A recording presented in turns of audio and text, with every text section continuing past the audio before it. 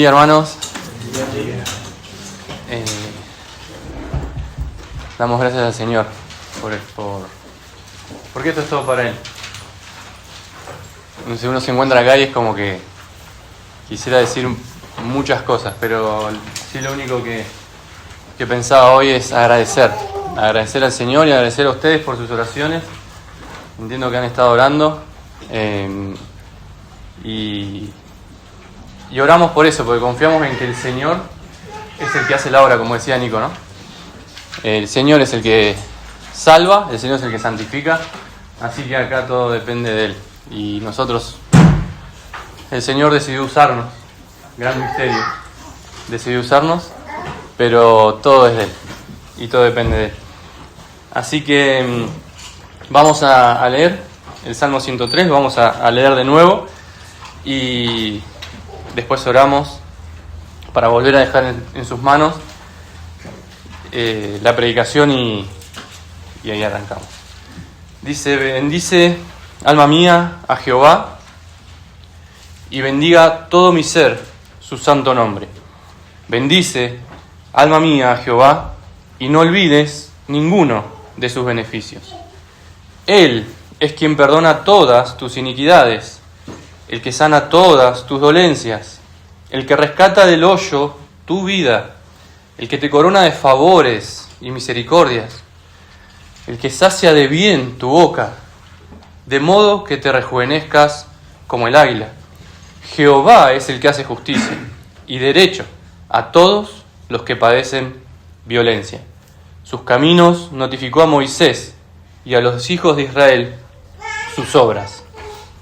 Misericordioso y clemente Jehová, lento para la ira y grande en misericordia. No contenderá para siempre, ni para siempre guardará en enojo. No ha hecho con nosotros conforme a nuestras iniquidades, ni nos ha pagado conforme a nuestros pecados. Porque como la altura de los cielos sobre la tierra, engrandeció su misericordia sobre los que le temen. Cuanto está lejos el oriente del occidente, hizo alejar de nosotros nuestras rebeliones. Como el Padre se compadece de los hijos, se compadece Jehová de los que le temen, porque Él conoce nuestra condición. Se acuerda de que somos polvo. El hombre, como la hierba son sus días, florece como la flor del campo, que pasó el viento por ella y pereció, y su lugar no la conocerá más. Mas la misericordia de Jehová es desde la eternidad y hasta la eternidad sobre los que le temen, y su justicia sobre los hijos de los hijos, sobre los que guardan su pacto y los que se acuerdan de sus mandamientos para ponerlos por obra. Jehová estableció en los cielos su trono, y su reino domina sobre todos. Bendecid a Jehová, vosotros sus ángeles, poderosos en fortaleza, que ejecutáis su palabra, obedeciendo a la voz de su precepto. Bendecid a Jehová, vosotros, todos sus ejércitos, ministros suyos, que hacéis su voluntad. Bendecid a Jehová, vosotras, todas sus obras. En todos los lugares de su señorío, bendice, alma mía, a Jehová. Oremos, hermanos. Señor, gracias por tu palabra, Señor. Gracias porque podemos conocerte, Señor, a través de ella. Queremos dejar en tus manos nuestros corazones, Señor. Te damos gracias porque podemos hablar contigo en este momento y dejar en tus manos, Señor, nuestras vidas. Señor, por favor, que nos estés santificando, Señor, a los que ya somos tus hijos, y que estés trayendo salvación, Señor, a los que no te conocen. Gracias, Señor, porque confiamos en ti. Gracias porque confiamos en tu palabra. Gracias, Señor, por tu misericordia. En el nombre de Jesús. Amén. Bien, hermano, este es un salmo de David, como dice ahí en el subtítulo. Salmo de David. Es un salmo exclusivamente de alabanza, ¿sí? Algo llamativo en este salmo es que no hay clamor, no hay un deseo de vindicación o de venganza, de liberación, ni nada de eso. Hay solo alabanza. Y tampoco hay no hay ni una petición. Y yo pensaba en eso, nosotros somos tan dados a orar y a pedirle a nuestro Dios, ¿no? Y este es un salmo muy largo en el que no hay una sola petición para Él mismo.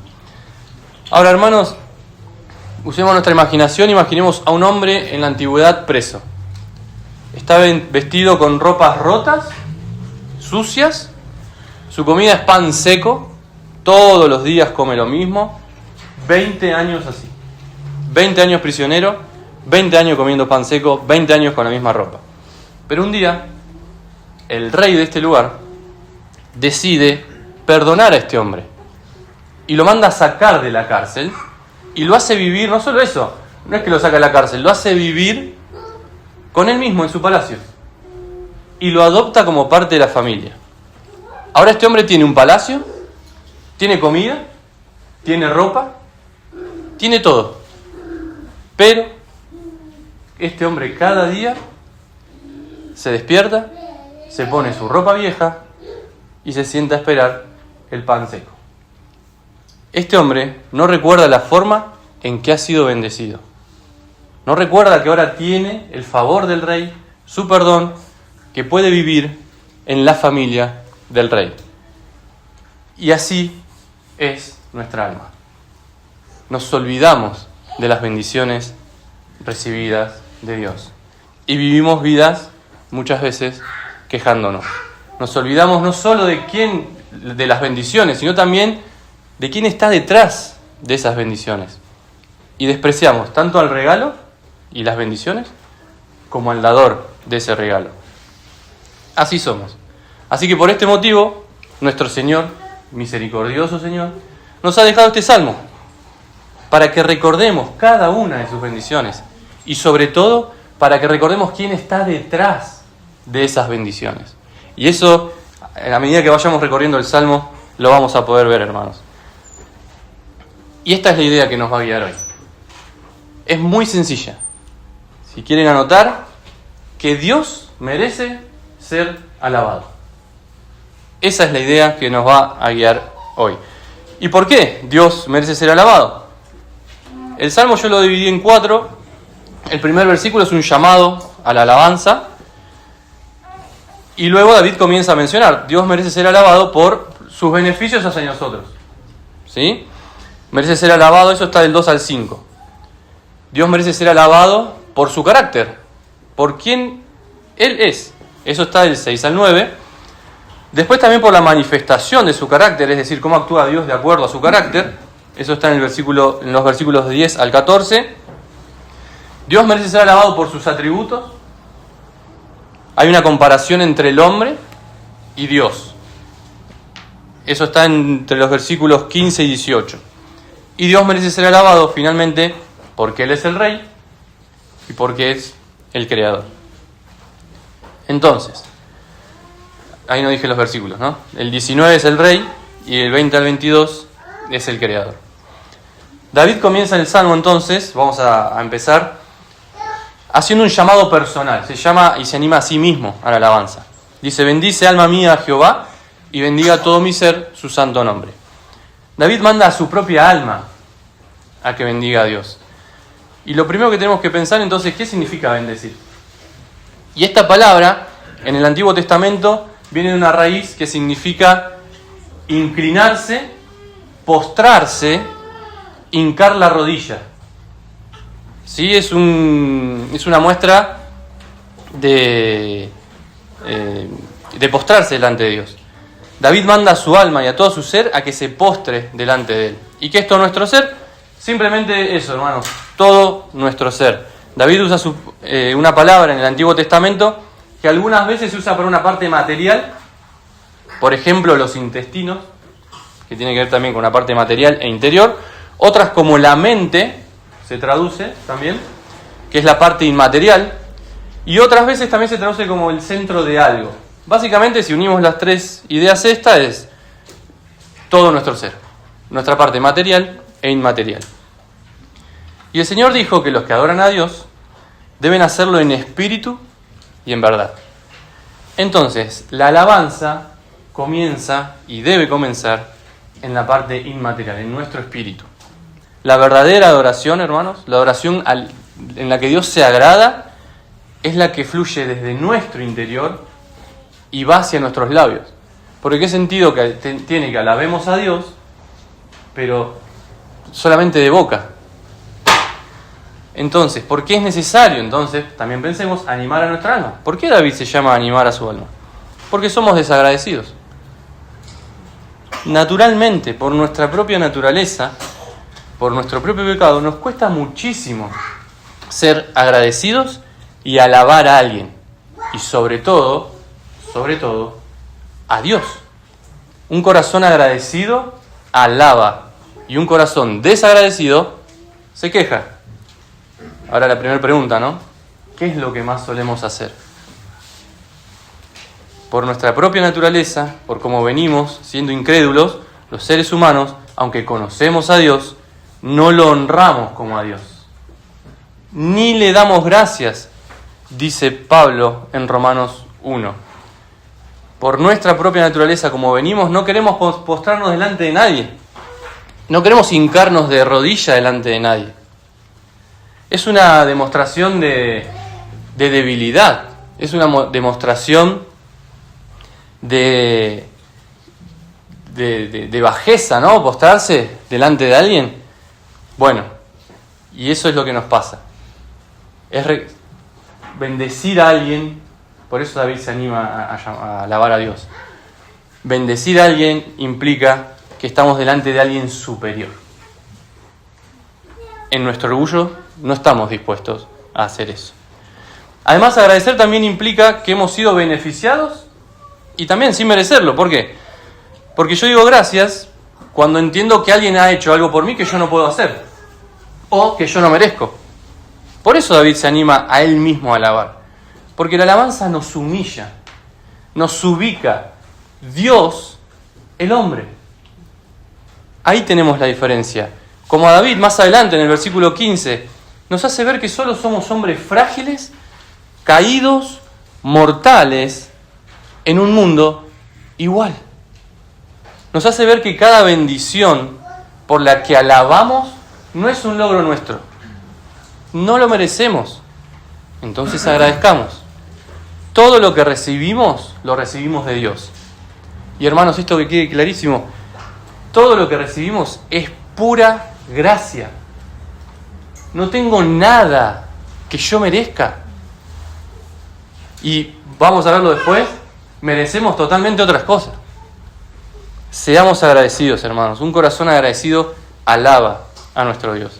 Entonces es importante también entender delante de quién tenemos que postrarnos. No delante de dioses falsos, sino del único y verdadero Dios. David menciona a Jehová. Durante todo el Salmo dice Jehová, Jehová, Jehová. No usa otro nombre de Dios. Y esto es llamativo también. ¿Y por qué? Porque David lo usa porque es el nombre con el que Dios se dio a conocer a Moisés. Cuando Moisés, Dios le dice a Moisés, yo soy el que soy. Y agrega a Dios, así le vas a decir a los israelitas, yo soy, me ha enviado a ustedes. Entonces, Jehová es el nombre propio de Dios que deriva, es como una derivación de yo soy el que soy. ¿Sí? Algunos lo conocen como el famoso tetragramatón, es difícil la palabra. Pero son esas 4 letras pero significan eso, yo soy el que soy, es Jehová. Jehová entonces implica esta palabra que Dios es. Yo soy el que soy. Y ahí ya tenemos la primera diferencia. Dios es. Y Él es porque es. Él es eternamente. Él es la absoluta existencia. Nosotros dependemos de Él. No Él de nosotros. Debemos todo nuestro ser a Él, a Dios. Sin Jehová, sin yo soy el que soy, no existe nada, porque todo deriva de Él. No existo yo, no existe David, no existís vos, no existe nadie, no existe todo nuestro ser. Dios es. Y es difícil de entenderlo para nuestras mentes, pero Dios es. Y es algo maravilloso. Pero más importante para David es que este nombre está asociado con el pacto del Sinaí, con el pacto a Moisés. ¿Sí? Recién leímos algo de Moisés. Cuando Dios le está dando los 10 mandamientos, les dice: yo soy Jehová tu Dios, yo soy Jehová tu Dios, que te saqué de la tierra de Egipto, de la casa de servidumbre. Cuando David entonces elige decir Jehová, esta palabra, es porque piensa en un Dios personal, el Dios del pacto. Ese Dios que está comprometido con su pueblo Israel. Y David es israelita. Jehová es el que hace el pacto con Israel. Y no solo eso, sino que Jehová es el que escogió al pueblo de Dios, al pueblo de Israel, para hacer ese pacto. Dice: porque tú eres pueblo santo, separado para el Señor. Acá está hablando en Deuteronomio Moisés. Pensemos en eso.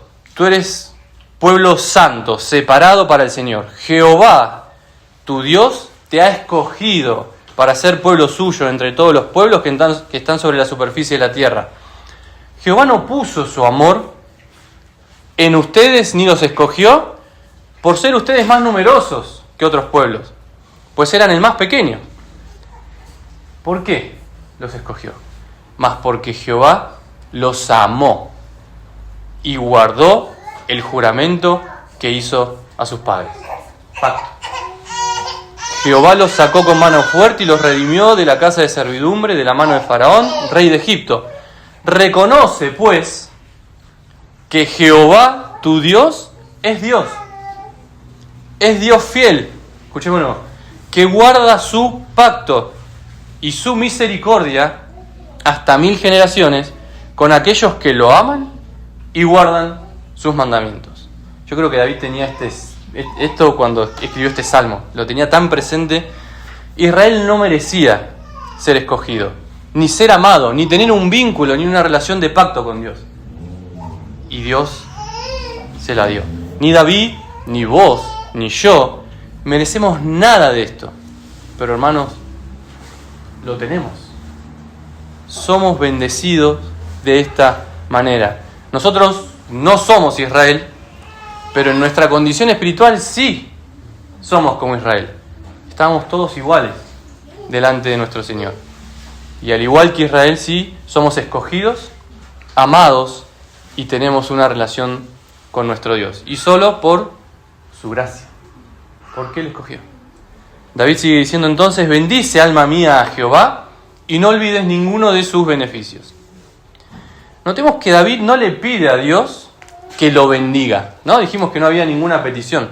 No le dice: Señor, te pido que me bendigas. No, sino que le manda a su propia alma a que no olvide lo que ya recibió.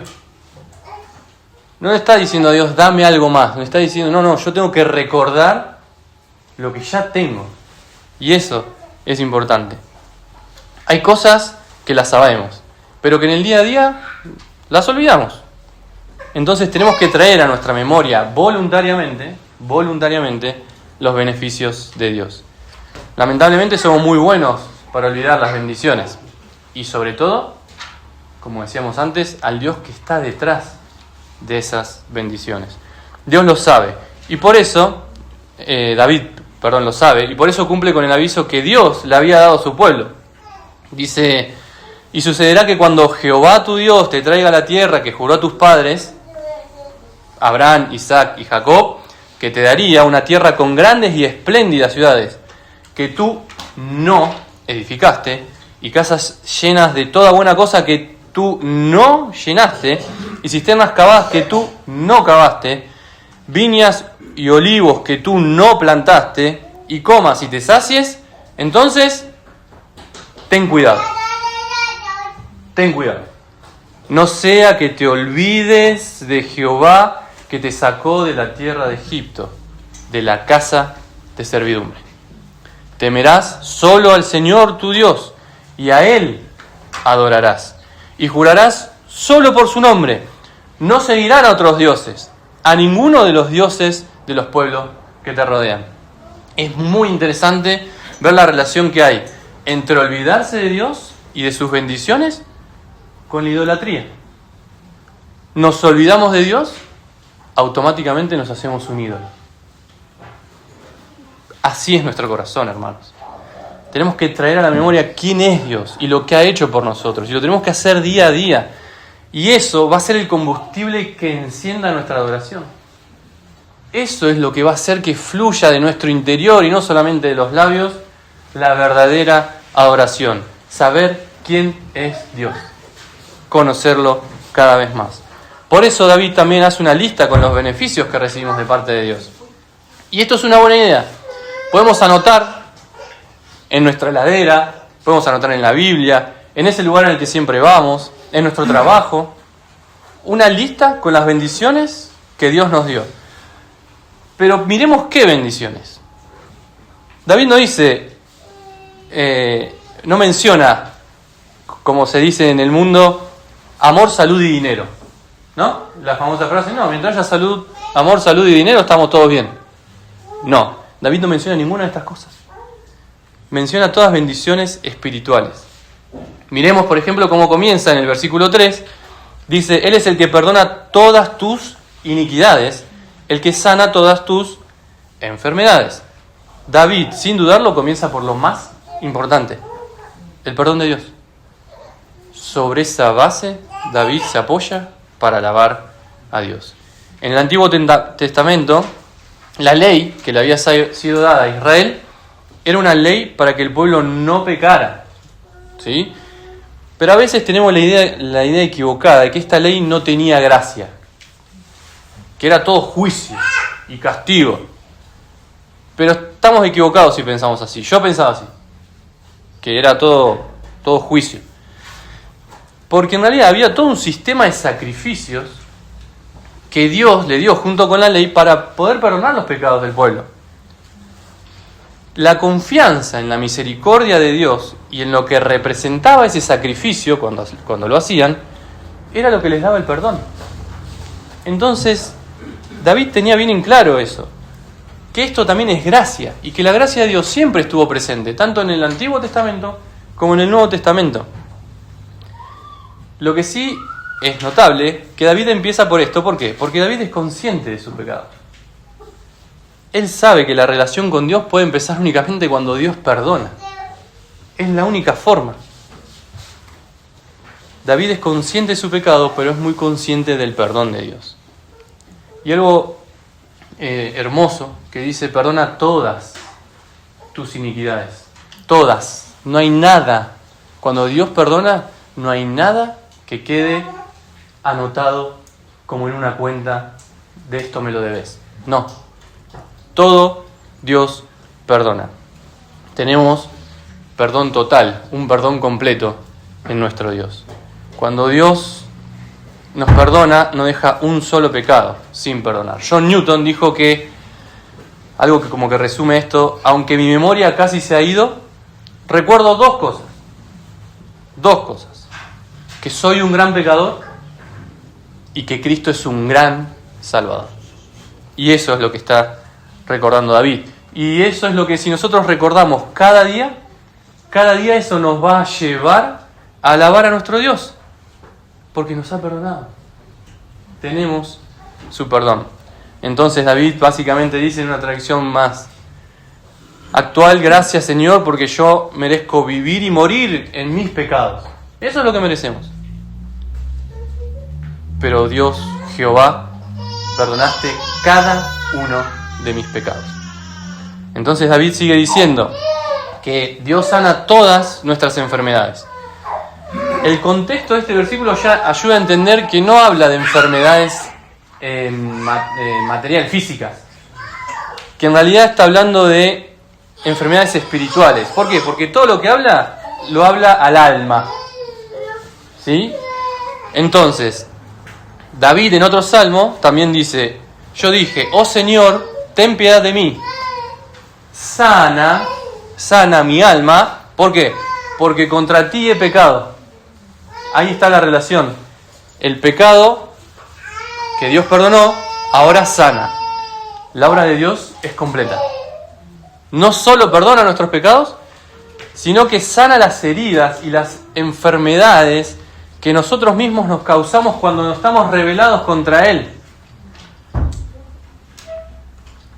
Nosotros en nuestra rebelión estamos enfermos. ¿Cómo lo describe Isaías?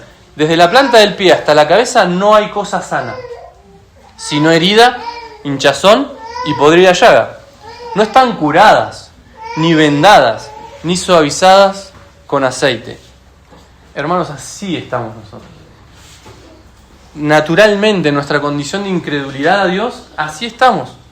Pasa que no nos damos cuenta y pensamos que estamos lo más bien, y no. Estamos enfermos, y no con cualquier enfermedad. Estamos enfermos de pecado. De pecado. Y la enfermedad del pecado solo lleva a un lugar: a la muerte. Matthew Henry dice que nuestros crímenes eran capitales. Merecemos la muerte. Pero Dios salva nuestra vida perdonándonos. Nuestras enfermedades eran mortales. Pero Dios salva nuestras vidas sanándolas. Nuestro Dios, como el médico perfecto, primero ataca la causa. Entonces, ¿qué hace? Perdona nuestros pecados y cambia nuestra condición caída. Y luego se encarga del resto de los pecados. El verbo sana acá muestra una acción continua de Dios. No es solamente que sanó y ya lo dejó ahí, sino que sanó y sigue sanando. ¿Y qué es lo que sana? MacArthur dice que lo que sana a Dios es la soberbia, los deseos de la carne, los deseos de los ojos, el odio, la rebelión en contra de Él.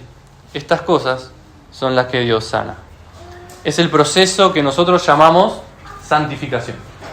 Dios nos está sanando, santificando. Por este motivo, Pablo le dice a los romanos: por tanto, hermanos, les ruego, ¿por qué?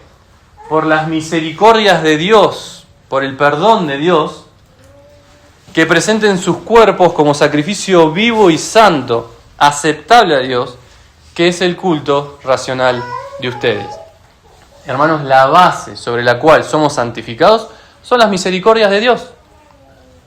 Nosotros, por supuesto, estamos involucrados en nuestra santificación, pero Dios es el que inicia el proceso. Cuando perdona nuestros pecados, cambia nuestra condición, y entonces Dios inicia el proceso y lo lleva a cabo hasta el final. ¿Sí? Cuando nos desanimemos, hermanos, cuando veamos nuestros propios pecados, cuando pensemos en nosotros, en nuestra propia lucha con el pecado, que no sea algo triste, que sea algo lleno de esperanza. Porque nosotros, si nos miramos a nosotros mismos, nos vamos a decepcionar, sí, pero miremos a Dios. Como dice el gran médico de nuestras almas: ¿hay pecado, hermanos? Sí, hay pecado. Dios lo sana. Y va a seguir, y Él se comprometió a hacer este proceso hasta el final. Entonces, luchemos con nuestro pecado con ánimo. Tengamos ánimo mirando a nuestro Señor. David sigue con la lista de los beneficios y dice entonces: el que rescata de la fosa tu vida, el que te corona de bondad y compasión. La palabra fosa no está hablando de una fosa física, sino que describe nuestra condición natural de incredulidad. ¿Sí? Dios nos rescata básicamente de nuestra propia condición de corrupción o pudrición. Una palabra que suena fuerte, pero es eso. Es que las cosas muertas se pudren, dice la corrupción. Esta corrupción es la consecuencia lógica de todo lo anterior. ¿Por qué? Porque si no tenemos perdón de Dios, estamos enfermos y nos pudrimos. Entonces, bendito sea nuestro Dios, porque rescata también nuestra vida de la corrupción. La pregunta es, hermanos, ¿de dónde nos sacó Dios? ¿Por qué? Porque David está recordando. Entonces recordemos, ¿de qué profundidades de pecado Dios nos sacó? Tanto David como nosotros estábamos muertos en nuestros delitos y pecados. Andábamos según la corriente de este mundo. Éramos esclavos de Satanás. Sigamos sumando, hermanos. Vivíamos en las pasiones de nuestra carne, satisfaciendo los deseos de nuestra carne y de nuestra mente. Y éramos por naturaleza hijos de ira, lo mismo que los demás. Estábamos alejados de Dios y éramos de ánimo hostil, ocupados en malas obras. De ese lugar nos sacó Dios. Bendice, alma mía, a Jehová, que nos perdonó nuestros pecados, nos sana y nos sacó de esta corrupción. ¿Y cómo lo hizo?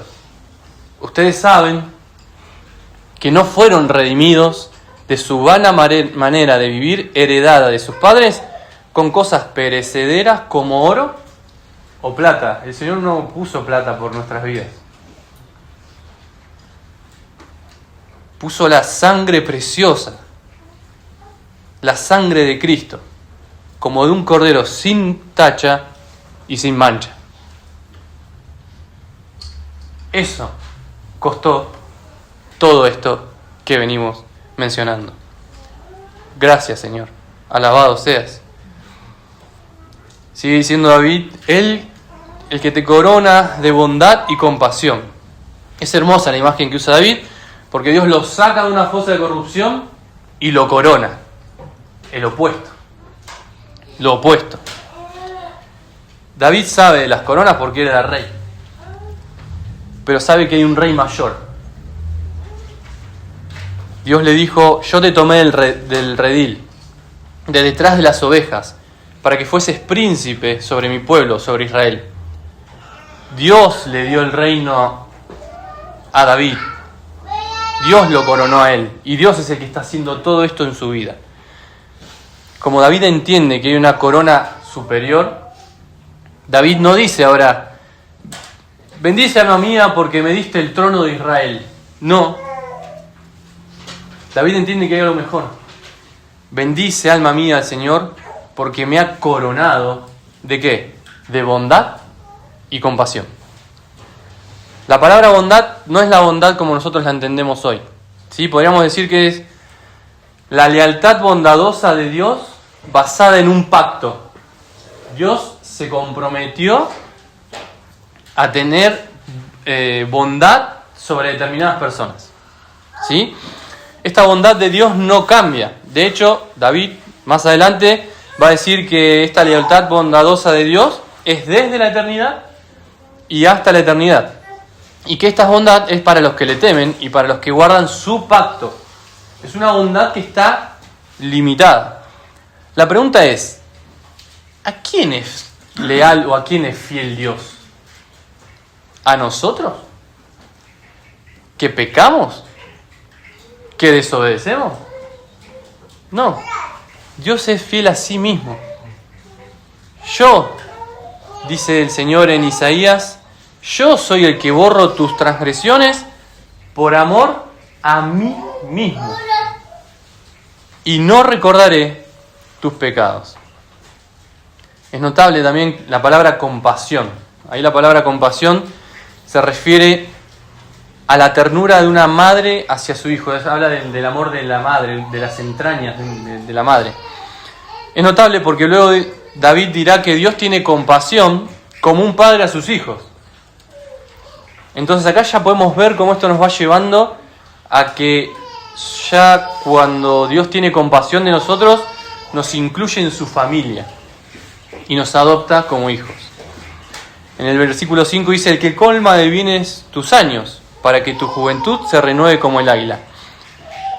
Hay una frase que dice, hay un hueco con la forma de Dios en el corazón de cada hombre, ¿no? Creo que la hemos escuchado, leído en algunos lados.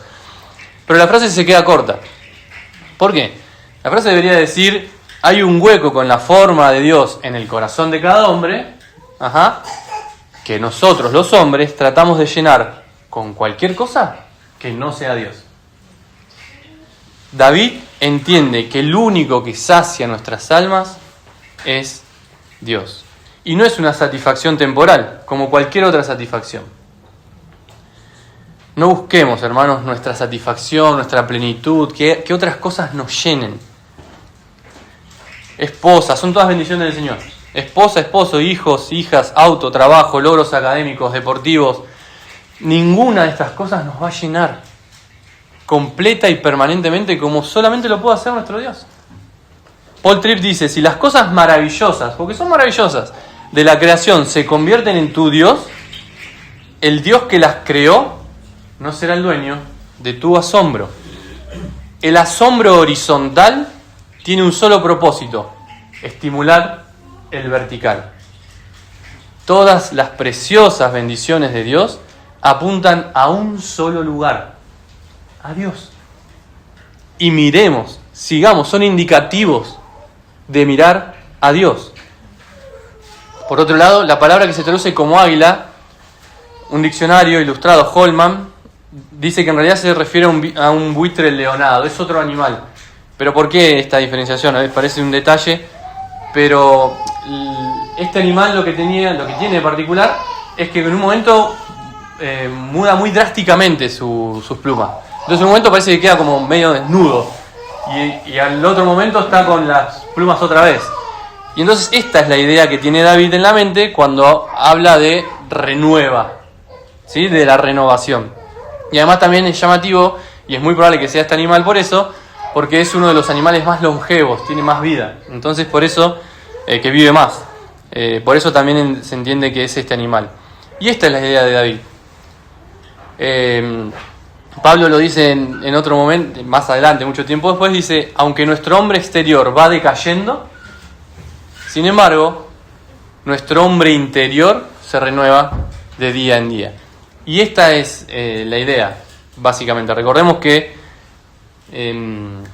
David le está hablando a su alma, ¿sí? Entonces es una cuestión del interior. Pero David sigue meditando y se da cuenta que lo más importante no son estas bendiciones en sí, sino el que da estas bendiciones. David no se queda solo mirando los beneficios, como decíamos recién, ¿no? Nos quedamos mirando las cosas que Dios nos da, sino que mira atrás y dice, ahí está. Pensemos en esto, un niño recién nacido, ¿no? Que acá, gracias al Señor, hemos sido muy bendecidos con niños. Entonces, pensemos en estos niños. El niño recién nacido disfruta del vínculo y de los beneficios de su madre, ¿no? La protección, el calor, el alimento, la tranquilidad. Recibe todos los beneficios de ese vínculo que tiene con su madre. Pero podemos decir también que ese niño no es consciente de quién es su madre, en plenitud de quién es esa madre que le está dando todo eso. Bueno, así comienza nuestra relación con Dios. Al principio disfrutamos de sus beneficios, ¿no? Y que es más o menos acá lo que David menciona, todos estos beneficios preciosos. Pero no somos plenamente conscientes de la grandeza y de la gloria de Dios mismo. ¿Quién es Él? Hermanos, hay una gran diferencia entre disfrutar de los regalos y disfrutar de la persona que nos da esos regalos. Pero cuando maduramos, preferimos ya no tanto los beneficios de la persona, en este caso de nuestra madre. Queremos más estar con ella, queremos su presencia y no tanto sus beneficios. Con Dios debería pasar lo mismo. Solo un cristiano maduro puede adorar a Dios de esta manera. Preferir su persona, la persona de Dios, su presencia antes que sus bendiciones. Y este es el camino que nos muestra David. David dice, no nos quedemos con esto, vamos, maduremos. Y este es el ánimo, hermanos, maduremos en este sentido y miremos a nuestro Señor. Entonces David dice, Jehová hace justicia y juicios a favor de todos los oprimidos. David está pensando en el pueblo de Israel oprimido en Egipto. Los egipcios tuvieron miedo del pueblo israelita y entonces comenzaron a oprimirlo. Los israelitas gemían, dice, a causa de la servidumbre y clamaron. Su clamor subió a Dios a causa de su servidumbre. Dios oyó su gemido y se acordó de su pacto pensemos en esto, se acordó de su pacto otra vez con Abraham, Isaac y Jacob. Dios miró a los israelitas y los tuvo en cuenta. Eso está en Éxodo. David dice que como Dios es justo y hace juicios, Dios libera a su pueblo. Dios escucha el clamor, el gemir de su pueblo y actúa. No se queda sin hacer nada. Así que, hermanos, la justicia de Dios es una buena noticia. Tenemos un Dios justo que hará justicia. Pero este Dios también se dio a conocer a su pueblo. En el versículo 7 dice, a Moisés dio a conocer sus caminos y a los israelitas sus obras. Dios se dio a conocer. Abraham no lo buscó a Dios. Dios lo fue a buscar. Moisés no lo buscó a Dios. Dios lo fue a buscar. David no lo buscó a Dios. Ninguno de nosotros buscamos a Dios. Es un Dios misericordioso que se muestra a personas que no están interesados en él. Y David medita en esta gracia inmerecida. Nosotros tenemos el mismo libro que David. Podemos tener diferentes versiones, pero tenemos el mismo libro que David. Pero lo tenemos más completo. Tenemos mayor revelación de Dios de la que tuvo David. La pregunta es, ¿somos conscientes de esto? ¿Qué hacemos si somos conscientes de esto? Hermanos, Dios se ha revelado y para conocerlo solo tenemos que leer la Biblia. Tenemos un tesoro precioso en nuestras manos. Son las palabras de Dios, de este Dios de pacto, de este Dios misericordioso, compasivo, que hizo todo lo que mencionamos. Está acá. Está en su palabra. Si queremos conocer más a Dios, como dice un pastor amigo, leamos la Biblia. Lee la Biblia. Esa es la forma de conocer a Dios.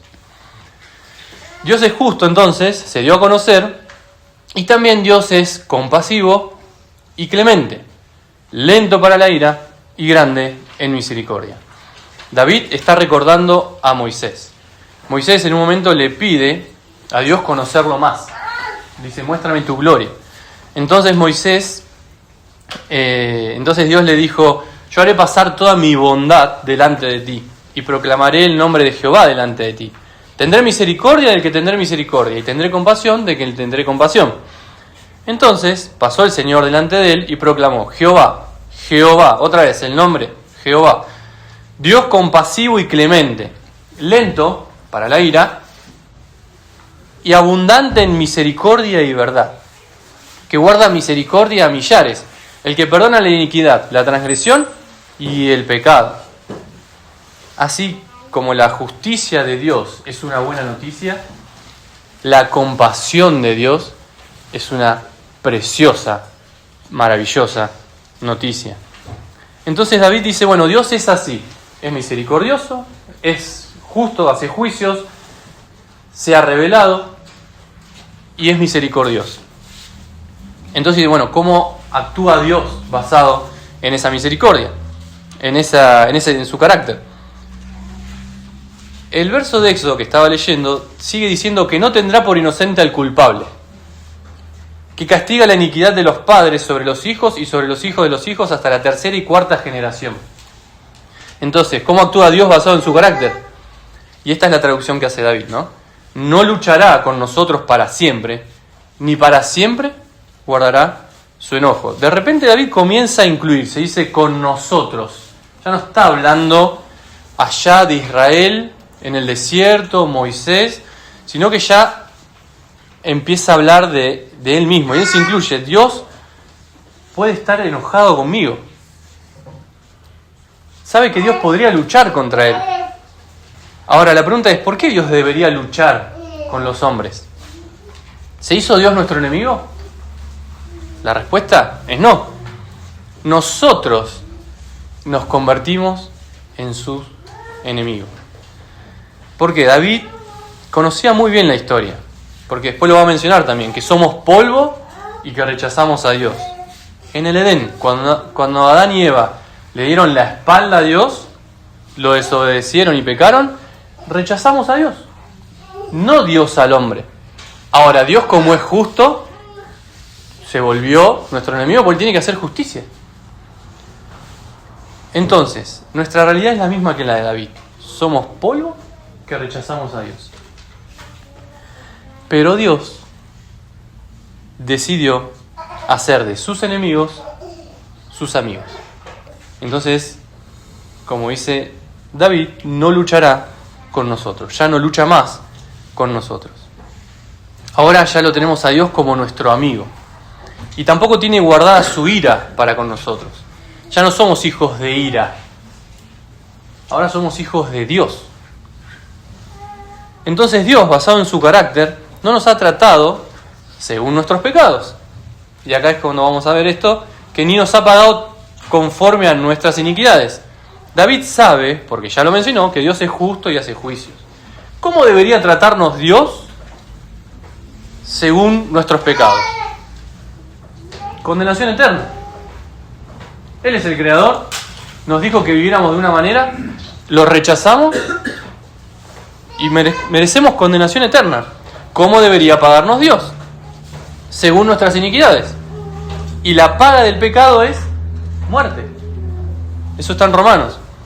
Pero Dios no hace eso. Todos los hombres somos culpables delante de Dios. Tenemos una deuda impagable con Él. Pero Dios no nos trata de esa manera. No nos ha tratado según nuestros pecados, ni nos ha pagado conforme a nuestras iniquidades. Por eso Dios en el Antiguo Testamento dejó un sistema de sacrificios.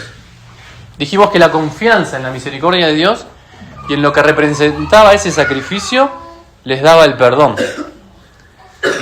Los argentinos tenemos una frase que se aproxima a esta idea, se aproxima más o menos a esta idea, ¿no? Hemos escuchado, ¿no?, la idea de tirar la basura bajo la alfombra, ¿no? Ponemos algo bajo la alfombra. ¿Y esto qué pasa? Es cuando una persona tapa, cubre un problema, pero no lo soluciona. No está solucionado el problema, solamente lo escondí. Bueno, los sacrificios de animales solo fueron la solución temporal que Dios le dio al pueblo de Israel como una sombra de lo que iba a venir después. ¿Qué iba a venir después? Jesús, el Cordero humano perfecto, sin pecado, el sacrificio definitivo por nuestros pecados. Jesús quitó nuestra culpa. Por eso, Dios no nos trata según nuestros pecados. Jesús pagó por nuestros pecados. Por eso, Dios no nos paga conforme a nuestros pecados. Porque la paga del pecado es muerte. Pero la dádiva de Dios es vida eterna en Cristo Jesús, Señor nuestro. Alguien dijo que la salvación es gratuita para nosotros porque Cristo pagó el precio. Y eso es una gran verdad. Dios no nos paga como nosotros merecemos porque alguien ya pagó. Y es Cristo. Entonces David va a usar 3 imágenes para describir esta compasión y este amor de Dios. Y la primera de las imágenes dice: porque como están de altos los cielos sobre la tierra, así es de grande su misericordia para los que le temen. Y esta imagen toma la idea de la altura, ¿no? Los cielos sobre la tierra. A ver, ¿cómo? Voy a dar una cifra que es... no la vamos a entender, pero no importa, no podemos imaginar. Dice, la parte del universo que podemos llegar a ver, la ciencia puede llegar a ver, tiene 93.000 millones de años luz. Es una cifra inimaginable, no podemos imaginarnos tanta distancia. Y no solo eso, sino que el universo se sigue expandiendo. O sea que cada vez es más grande. Infinitamente lejos. Esa es la idea. La idea de la primera imagen es esa. Infinitamente lejos separó Dios. Es su misericordia para con nosotros. Así como no podemos imaginar tanta distancia en nuestras mentes, así es de grande su misericordia. La segunda imagen, como está lejos el oriente del occidente, así alejó nuestras transgresiones, la idea es la misma, ¿sí? Infinitamente lejos. Dios, por su misericordia infinita, ha alejado infinitamente nuestros pecados de nosotros. Un autor dice de esta ilustración: independientemente de cuántos kilómetros pienses que hay entre el este y el oeste, no puedes mirar hacia ambos lados a la vez. Si mirás para un lado o mirás para el otro. Tienes que darle la espalda a uno para poder mirar en la dirección del otro. Bueno, cuando Dios nos perdona, dice Roy Clements, pone nuestro pecado y a nosotros en 2 horizontes diferentes. De modo que, cuando Él mira nuestro pecado, ya no nos mira a nosotros. Y cuando nos mira a nosotros, ya no mira nuestro pecado. Y dice Roy Clements, para usar el vocabulario de Pablo, Dios nos ha justificado. Ya nuestros pecados no están sobre nosotros. Como un padre se compadece de sus hijos, es la tercera imagen, así se compadece Jehová de los que le temen. Un autor dice que ante la lejanía física de nuestros pecados hay proximidad afectiva. Dios aleja nuestros pecados de nosotros y se acerca Él mismo como un padre. Ya dijimos que la compasión de Dios nos incluye en su familia. El pueblo de Israel conocía a Dios como padre. En Deuteronomio 1:31 dice: en el desierto, donde has visto cómo el Señor tu Dios te llevó, como un hombre lleva a su hijo, la figura del padre. En el mismo libro de Deuteronomio dice: ¿así pagan ustedes al Señor? Te está escribiendo Moisés. Oh pueblo insensato e ignorante, ¿no es Él tu padre que te compró? Él te hizo y te estableció. Esta compasión del Señor es solo para los que le temen. Es solo para los que le temen, no para todos los hombres. Pero la pregunta es: ¿por qué se compadece Dios de los que le temen? Porque Él sabe de qué estamos hechos. Se acuerda de que somos polvo. Mientras que nosotros nos olvidamos de Dios y de sus beneficios, Dios se acuerda de que somos polvo y eso lo mueve a compasión. Dios recuerda nuestra fragilidad y se compadece de nosotros. El apóstol Pablo, como un resumen de todo esto, podemos decir que unos 1000 años después dijo: bendito sea el Dios y Padre de nuestro Señor Jesucristo, que nos ha bendecido, escuchemos, con toda bendición espiritual, no material, espiritual, en los lugares celestiales en Cristo. Porque Dios nos escogió en Cristo antes de la fundación del mundo, para que fuéramos santos y sin mancha delante de Él. ¿Cómo es esto? En amor nos predestinó para adopción como hijos para sí mediante Jesucristo, conforme a la buena intención de su voluntad. ¿Para qué? Para alabanza de la gloria de su gracia, que gratuitamente ha impartido sobre nosotros en el amado. Me pareció un precioso resumen de todo esto que venía diciendo David. Pero hay algo en el texto que quizás que fluye del mismo texto, ¿no? Que hay como aparentemente no una contradicción, se dice una paradoja quizás. ¿Cómo unimos la compasión de Dios con la justicia de Dios? ¿Cómo puede un Dios justo ser compasivo y hacer justicia? La realidad es que si dijimos que la justicia de Dios es una buena noticia. ¿Por qué? Porque cuando una persona te roba, queremos justicia. Si una persona daña a alguien que yo amo, quiero justicia. Quiero que lo atrapen, que sea juzgado, que sea condenado. Está bien, es lógico, es justo, es una parte. Nosotros somos hechos a la imagen de Dios y esta justicia que queremos está bien. Tenemos un sentido de justicia, ¿sí? El problema es cuando nosotros hacemos algo malo. Eso también es lógico. Si nosotros robamos, tenemos que ir presos. Si yo le pego a alguien, lastimo a alguien, tengo que ser juzgado. Pero ya ahí tanto no nos gusta. Pero delante de Dios somos todos iguales.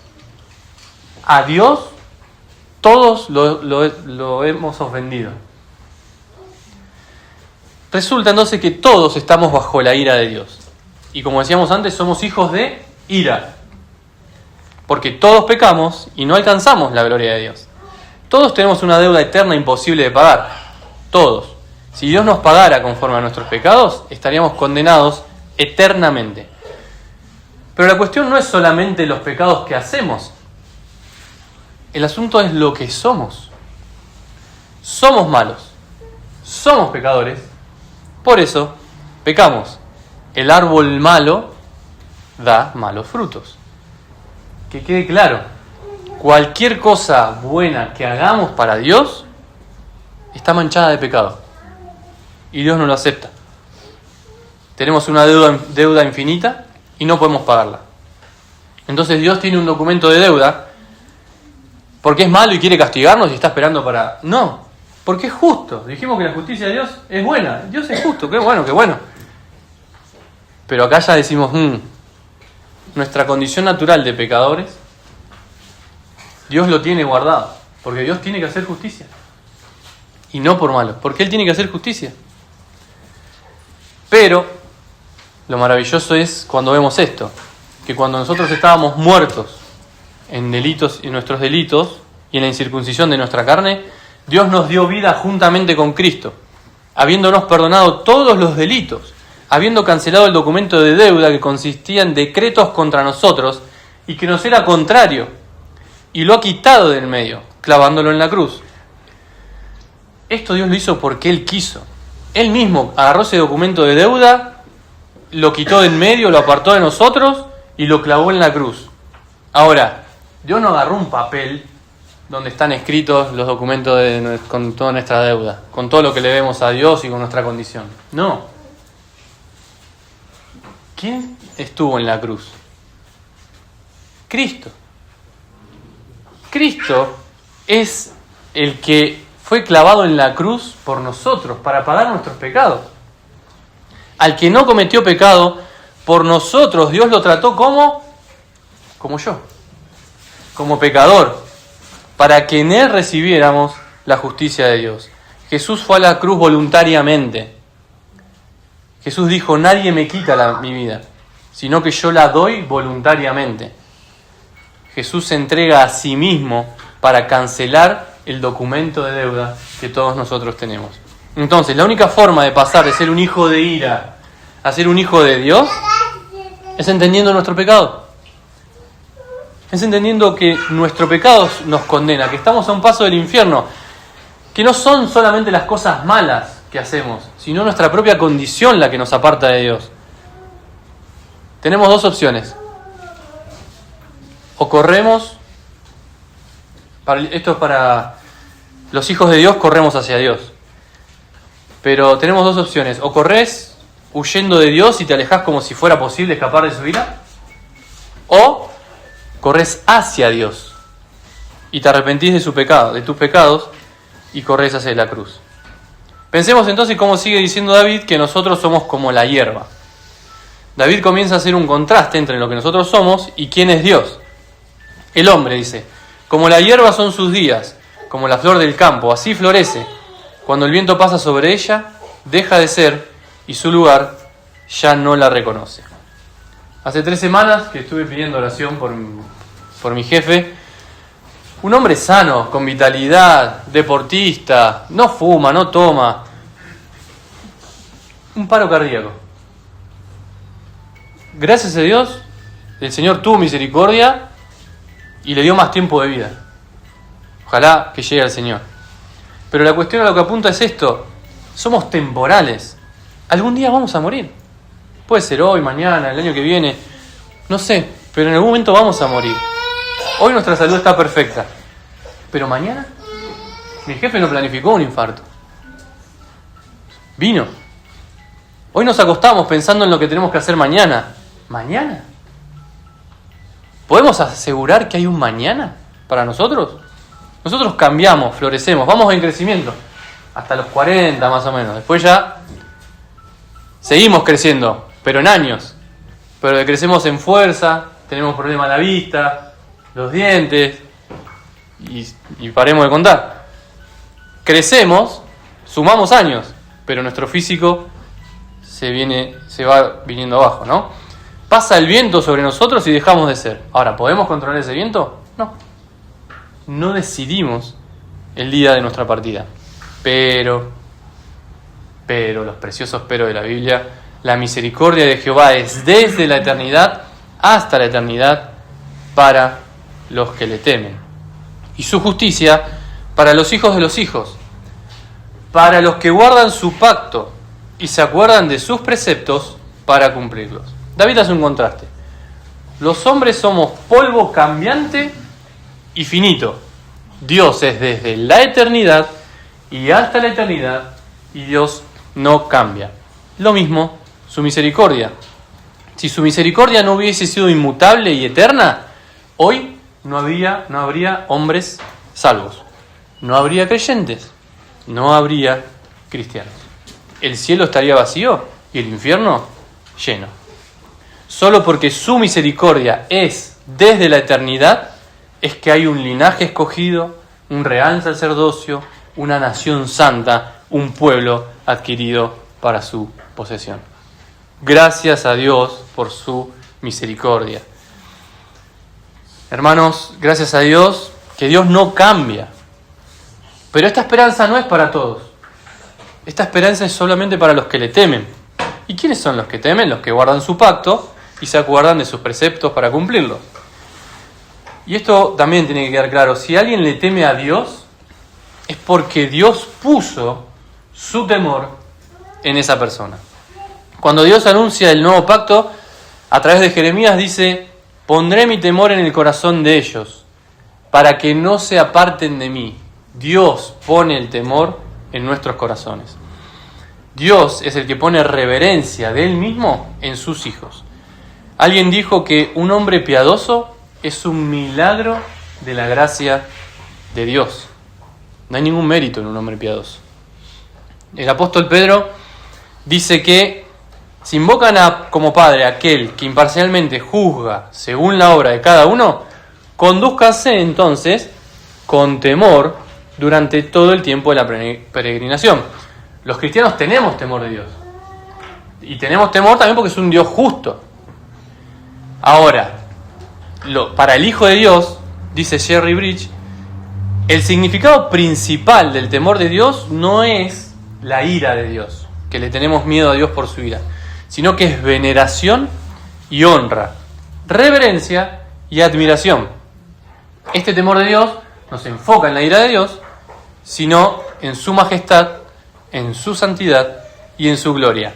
¿Y qué produce este temor de Dios en un Hijo de Dios? Alabanza y adoración, dice Jerry Bridge. Si recordamos que Dios es el que puso su temor en nosotros, ¿cómo no alabarlo? ¿Cómo no alabarlo? La comparación sigue. Jehová ha establecido su trono en los cielos y su reino domina sobre todo. David es rey, pero sabe que hay un rey superior, ya lo dijimos.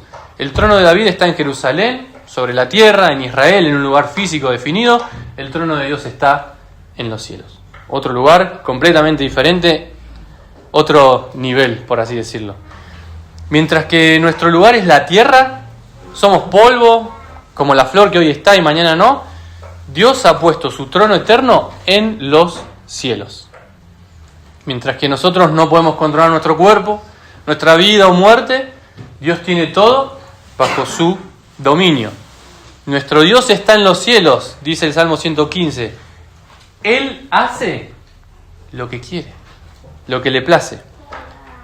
Pensemos, guerras bajo su control, cambios de gobierno, inestabilidad social bajo el dominio del rey, empleo o desempleo en las manos de Dios, salud en sus manos de amor, familia bajo su gobierno misericordioso. Pensemos en cualquier situación, hermanos, cualquier persona, problema y también bendiciones que tenemos, todo es de Él, todo está bajo su dominio. Entonces, podemos y debemos ser agradecidos y alabar a Dios en toda circunstancia. Toda circunstancia. ¿Por qué? Porque Él reina. Él es Dios. Y esto también lo podemos ver en la carta de Pablo. En Tesalonicenses dice: den gracias en todo. ¿Por qué? Porque esta es la voluntad de Dios para ustedes en Cristo Jesús. En cualquier situación en la que se encuentren, den gracias. Esa es la voluntad de Dios. A los Efesios les dice: den gracias siempre por todo, en el nombre de nuestro Señor Jesucristo, a Dios el Padre. La misma idea. Podemos y debemos ser agradecidos y alabar a Dios por todas las circunstancias en las que Él nos pone. Todas son todas. Hermanos, esto es difícil. Muy difícil. Yo no digo que esto es fácil y que siempre a mí me pasa en todo momento, me sale una alabanza de la boca. No. Y es horrible. Claro que no. Quisiera poder hacerlo y sé que es posible hacerlo. Tenemos ejemplos bíblicos, nuestro Señor, Job. Pero estas semanas, hermanos que no conocemos, sufrieron, por ejemplo, pérdidas materiales en Chile, ¿no? Que estuvimos orando por ellos. Otros tuvieron problemas de salud graves en Perú. Otros con su hija al borde de la muerte en Ecuador. Qué difícil, pienso yo, alabar a Dios en medio de estas dificultades. Pero es posible hacerlo. Los hermanos de Ecuador escribieron que en esta situación, cito, sobre todo nuestra confianza está en el Señor. Y escuchen lo que dicen. Creemos que el Señor es bueno y misericordioso. Confiamos en Él y confiamos en Él sea lo que Él quiera hacer. Se puede, hermano. Se puede. Ojalá nosotros tengamos el mismo corazón ante una dificultad, ante una situación difícil, de poder decir estas palabras. Pero para esto tenemos que entender quién es nuestro Dios, humillarnos delante de Él. Él es el Rey. Reconocer su autoridad sobre nuestras vidas, que Él puede hacer lo que le place, su soberanía sobre cada situación, y entender, como cantamos la canción, de paz, inundada mi alma ya esté, o cúbrala un mar de aflicción, cualquiera sea mi suerte diré, estoy bien, con mi Dios, ya venga la prueba, me tiente Satán, recuerde con fe el corazón que Cristo ha mirado mi vil condición y su sangre vertió en mi favor. Hermanos, en momentos difíciles recordemos con fe y alabemos a nuestro Dios, porque Él es un Rey y es un Padre misericordioso y compasivo. David llama entonces, como respuesta lógica a toda esta meditación, a la alabanza a toda la creación. Bendigan a Jehová ustedes sus ángeles, poderosos en fortaleza, que ejecutan su mandato, obedeciendo la voz de su palabra. Los ángeles, en cierto sentido, son superiores a los hombres. No mueren, no envejecen, no se enferman. Tienen una fuerza extraordinaria, son muy diferentes a los hombres. Pero aún con todas estas características espectaculares, están bajo el dominio de Dios. Ejecutan su mandato, ahí lo dice, obedecen su palabra y le sirven haciendo su voluntad. Siguen siendo creación de Dios y le den alabanza. ¿Por qué? En el Salmo 148 dice, pues Él ordenó y fueron creados. Son la creación de Dios, le deben alabanza. Dios merece entonces ser alabado por ser nuestro Creador. En el 21 dice, bendigan a Jehová, ustedes todos sus ejércitos, que le sirven haciendo su voluntad. ¿Quiénes son estos ejércitos? Se puede referir a los mismos ángeles o se puede referir a los astros. ¿Por qué? En Nehemías leemos que dice, tú solo eres Jehová, tú hiciste los cielos y los cielos de los cielos, con todo su ejército, la tierra y todo lo que está en ella. Y tú vivificas todas las cosas y los ejércitos de los cielos te adoran. Entonces, en el contexto de nuestro salmo puede referirse a los dos, a los ángeles o a la creación, a los astros. ¿Por qué? Porque todo lo creado, ángeles o creación, debe alabar a nuestro Dios. Lo que es muy llamativo en estas alabanzas es que todos alabamos a Dios a través de la obediencia. El creyente alaba a Dios a través de su obediencia porque recibimos su misericordia. Lo alabamos porque recibimos su misericordia. Los ángeles alaban a Dios obedeciéndolo y ejecutando sus mandatos. Y los astros, el ejército del cielo, sol, luna, alaban a Dios a través de la obediencia a las leyes naturales. Todo es una alabanza a nuestro Dios. Para que no quede ninguna duda de quiénes son los que tienen que alabar a Dios, termina diciendo: bendigan a Jehová, ustedes, todas sus obras, en todos los lugares de su dominio. Jehová es el creador de todas las cosas. Nuestro Dios domina sobre todo y es soberano sobre todo lugar. Vos, hermano, yo, somos creación de Dios y estamos bajo su dominio. Estamos incluidos acá. Por ser su creación y estar bajo sus órdenes, tenemos que alabarlo. Por eso podemos decir como David, que termina: bendice alma mía a Jehová. David vuelve a llamar a su alma a la alabanza. Empieza y termina de la misma manera. Me gusta pensar, yo no sé si David lo pensó así, pero a mí me gusta pensar que David termina como empieza, para hacer un ciclo continuo, un ciclo infinito de alabanza a Dios. Porque esta última frase nos lleva automáticamente a la primera oración: bendice alma mía a Jehová. Y entonces volvemos a empezar y volvemos a leer y llegamos al final y otra vez una alabanza continua a nuestro Dios. Sería un ciclo infinito de alabanza a nuestro Dios y constantemente nos estaríamos recordando quién es Jehová y lo que ha hecho por su pueblo. Hermanos, Dios merece ser alabado. Merece ser alabado, es Dios. La alabanza brota de corazones que, a pesar de las circunstancias, están satisfechos con Él, con Dios. Hermanos, no seamos como el hombre del comienzo de nuestro mensaje, que vivía la vida triste a pesar de tener todo lo que tenía. No vivamos vidas tristes, desanimadas, quejumbrosas. Jonathan Edwards dijo que Dios es glorificado no solo en que su gloria sea vista, que lo veamos, sino en que se regocijen en ella. Y cuando nos regocijamos en ella, alabamos. Y John Piper dijo que Dios es más glorificado en nosotros cuando estamos más satisfechos en Él. Hermanos, toda nuestra alma bendiga a nuestro Señor, porque eso lo glorifica a Él. Oremos, hermanos. Señor, gracias. Gracias por este precioso salmo. Gracias porque es parte de tu gracia y de tu misericordia para con nosotros el poder tener tu palabra, Señor.